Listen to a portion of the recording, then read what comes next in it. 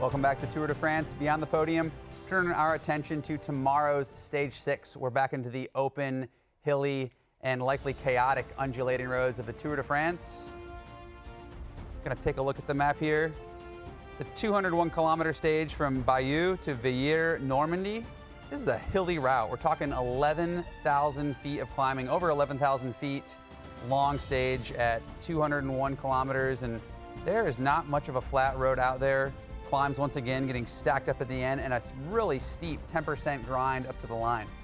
Absolutely. 6 total categorized climbs, a lot of category 3s with a steep, punchy Cat 4 in the end. So you can expect that the mountains jersey will come into play tomorrow, and definitely a hard fight for that breakaway. Yeah, this is a heavy looking stage, and to me, like a little bit of a sleeper, because everyone's focusing on this TT as the first big focused GC rendezvous.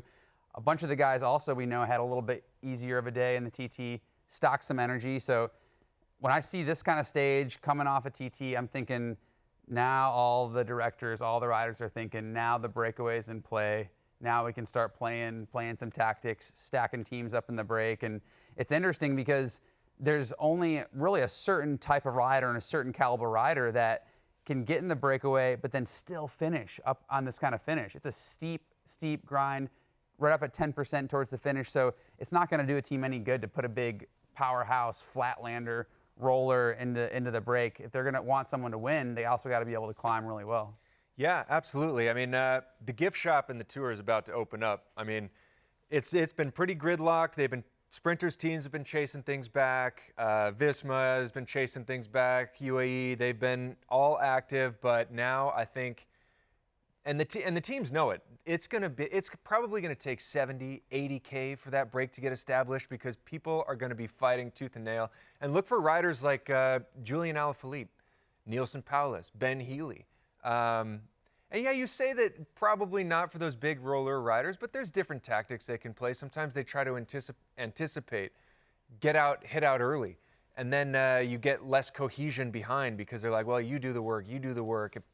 So yeah, we could also see some riders, maybe like Casper Asgreen, who went in the break just yesterday. You're playing a lot of your teammates there. I'm pushing EF right now. I am definitely pushing EF Education Easy Post, because I know that now that Richard Carapaz is out, they're definitely going to be TJ, I'm already sensing this conversation we're going to have tomorrow, though, and what's on the back of my mind, or at the front of my mind, rather, is Tadej Pogacar is in the yellow jersey at the Tour de France. You talk about the gift shop opening up, but historically, like, Tadej doesn't give any gifts. And, like, yeah, logic says, like, UAE probably doesn't need to control. The time gaps are fairly open, but there's also a halfway decent chance someone sneaks in there at 3 minutes, 4 minutes, and then do they let it go? Yeah, it's too early in the Tour to start doing stupid things. So I think all those guys at 3-4 minutes, they're going to know, like, we're not going to ruin the day for the breakaway. I think the breakaway stays if I'm going to put money on it.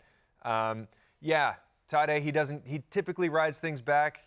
He's not that generous. He's not going to give out the jersey on loan, but I think he's happy to let the breakaway win. For all your cycling content year-round, subscribe to NBC Sports YouTube page. We got it all.